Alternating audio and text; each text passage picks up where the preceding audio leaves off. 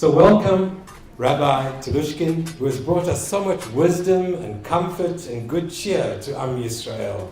And we look forward so much to your words. Thank you for being here.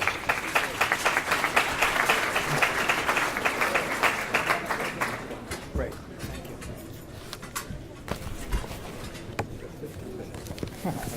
thank you. Believe me, I'm aware of that. It's very, very exciting for me to be back here. I was here in January. I seldom have an opportunity to speak at a synagogue twice in the same year. And I was here when I heard of the plans you had, and the building was nearing completion. And this is very exciting for a variety of reasons. One is, we keep hearing demographic reports about not good things going on in Jewish life and pessimistic conclusions. There's a famous essay by Simon Ravidowitz, Israel, the Ever-Dying People, in which he showed that in every generation Jews predicted we were coming to an end. It starts with Abraham, who at least had a legitimate basis. He was 99 and didn't yet have the heir he wanted.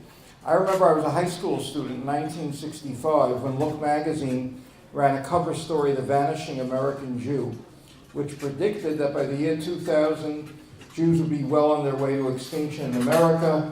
It's now 2018. Look at the Jewish people and look at Look magazine.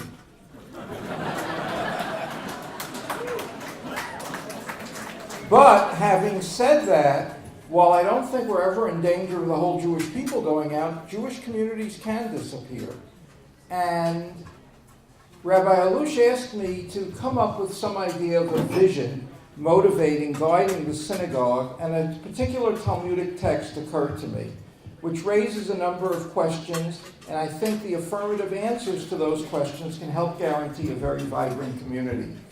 Strangely enough, this text is not that well known, though it appears on the same page of the Talmud as probably the single most famous anecdote told in the Talmud, where a non-Jew approaches Hillel, and people think that what the non-Jew asked Hillel was, teach me the essence of Judaism while I'm standing on one foot, to which Hillel replies, Da'alech asani, what's hateful unto you, don't do unto your neighbor.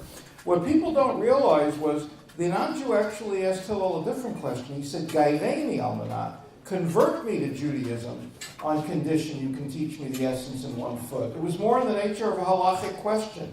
And Hillel answers with this ethical principle.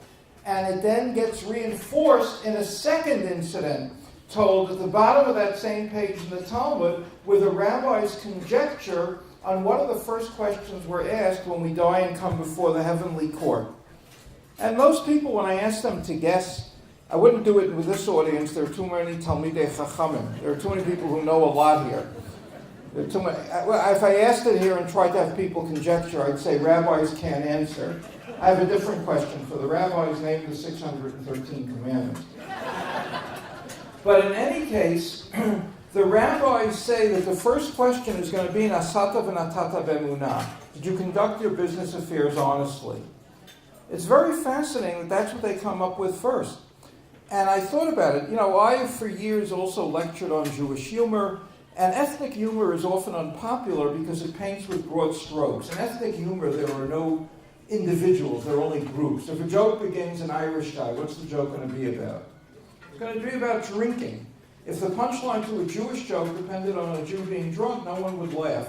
Not because there aren't drunk Jews, unfortunately there are, but the stereotype, ethnic humor is dominated by stereotypes. Rodney Dangerfield said, I used to work in an Italian nightclub that was so tough, on the menu they had broken leg of lamb.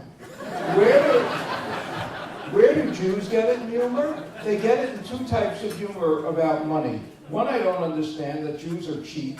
I don't think that is a common Jewish characteristic. I don't think when a Jewish couple walks into a restaurant, the waiters think they're going to not be treated well. The other is that Jews can be tricksters. And, people sometimes ask me, do you give the same talk before Jewish audiences when you speak on humor? Do you give the same talk before non-Jews? I said, yes, the exact same speech on humor. There's only one joke I only tell before a Jewish audience. Two Jewish businessmen run into each other on the street. One says, I heard your business burned down last night. And the other one says, shh, tomorrow night.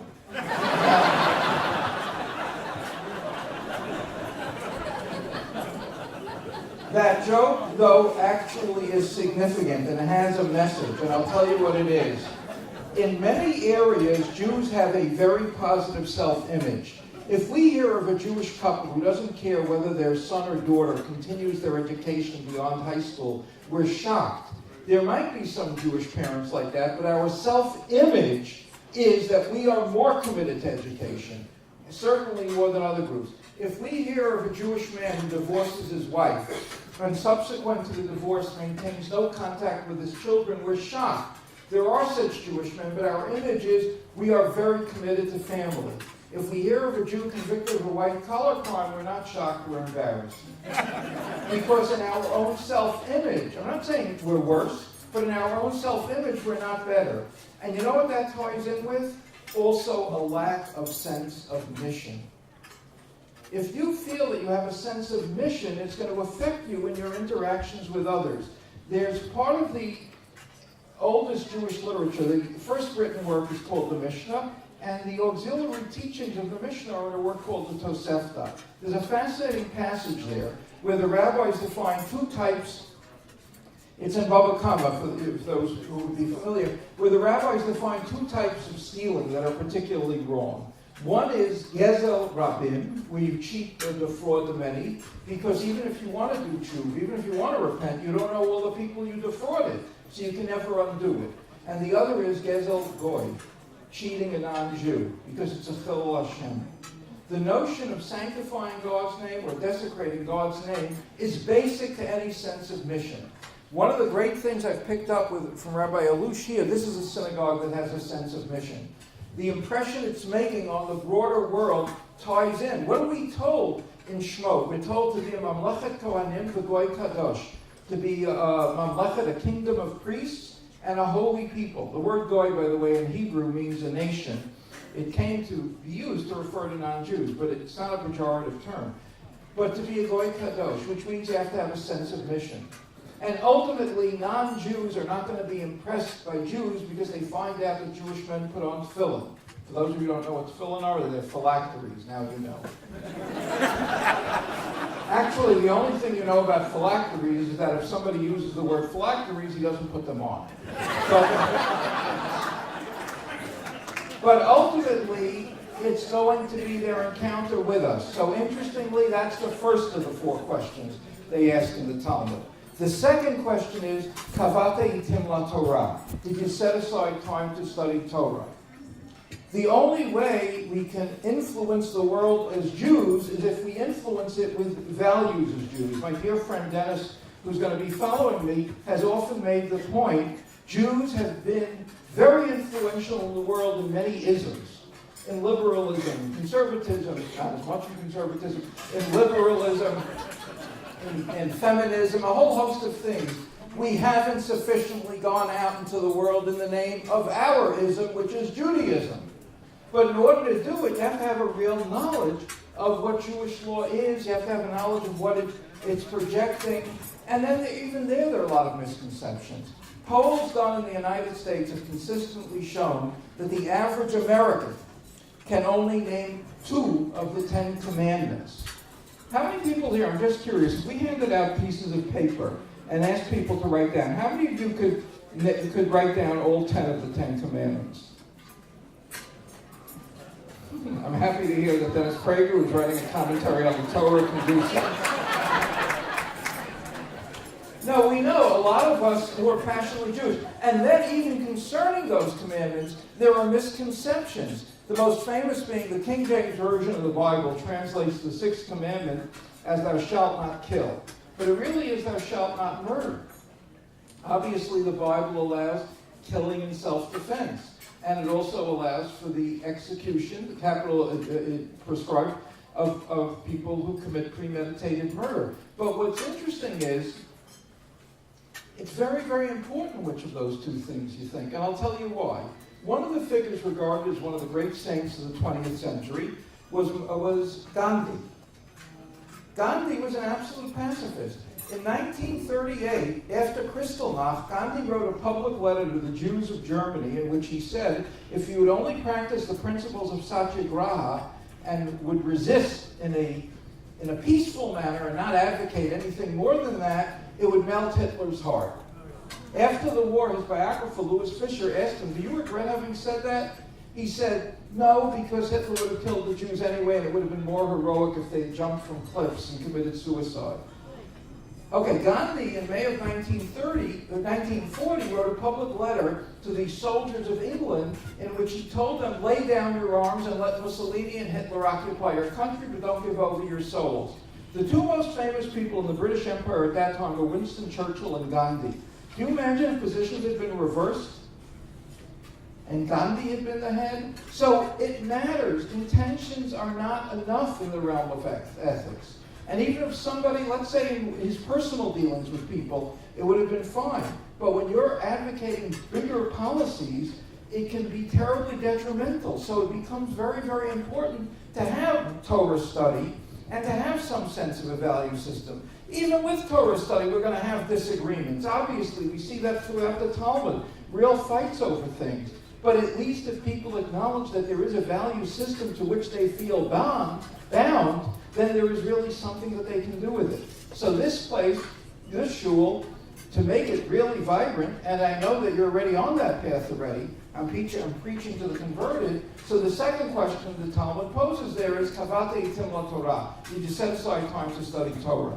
The third question is, Asakta b'kri orvia. Did you try to procreate? Did you try to have a family? Obviously, it's not within everybody's. It's not going to always work out. There are people who are never going to have children for a variety of reasons. But the goal generally is we want to bring more people into the world who have these ideas. We want to spread it. There's a wonderful passage in the Talmud. It's a surprising passage where it says, where the rabbis apply, Yahavta l'li'acha kamocha, love your neighbor as yourself. They apply it to one's wife.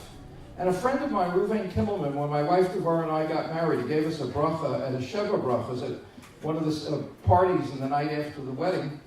And he said, why do the rabbis go out of their way to apply love your neighbor as yourself to one's wife? He said, because oddly enough, people will sometimes say things about their wives that they wouldn't say about their business partners if they intended to stay in business with them. And yet if somebody would say to them, how could you speak like that about your wife? They'll say, oh, my wife, she knows that I love her. The proof of whether you have fulfilled love your neighbor as yourself towards your spouse is that your spouse feel that you love them as you love yourself. And in the more egalitarian world we live in today, it therefore cuts in both directions. Does your husband feel you love him as you love yourself? That's part of the whole thing about the family issue. And the other, of course, is the point I made when I was here in January in raising of children. To raise your children, to reserve your highest praise of your children for when they do kind acts. Because most children don't think that that's what really matters that much to their parents. And we know that in America generally, children get their greatest praise. They get their greatest praise for their academic achievements. My son Sean, named for his grandfather Shmuel. You know, I'll know that we live in the Messianic age if you ever go to a baptism and you hear of a kid being named Shmuel for his grandfather Sean. Okay, but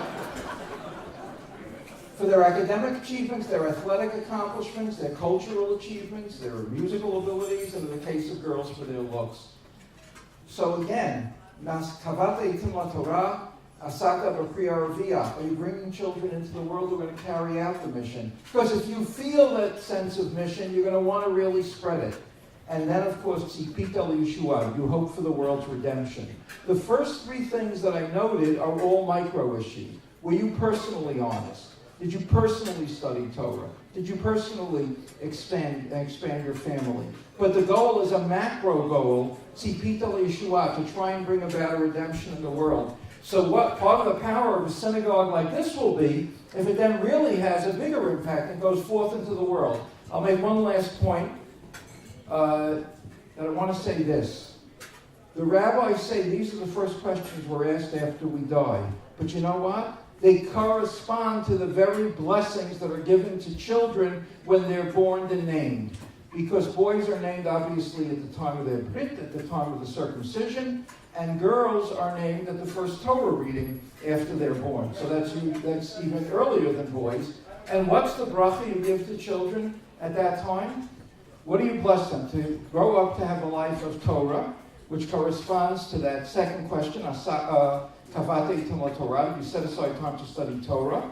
You bring Torah chuppah. You bless them that parents will have the honor of bringing them to be married, which obviously corresponds to the question, Asakta B'Priya Ravia, did you try and create a family? And a life of Masim Tovim, which corresponds in a broader sense to that whole question, were you an honest person?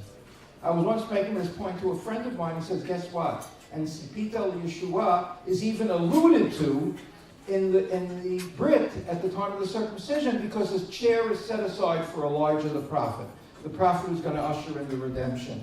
So if you want to have a guiding text that I think can really help ensure a community of dynamism and power and vitality and joy, because the emphasis every time I've been here has been on the joy. Nobody's doing things just out of a sense of obligation. They're doing it because they have a community, and it's a vibrant community, and the joy of it. These 4 questions, I think, can really serve as a guiding principle to create a dynamic community.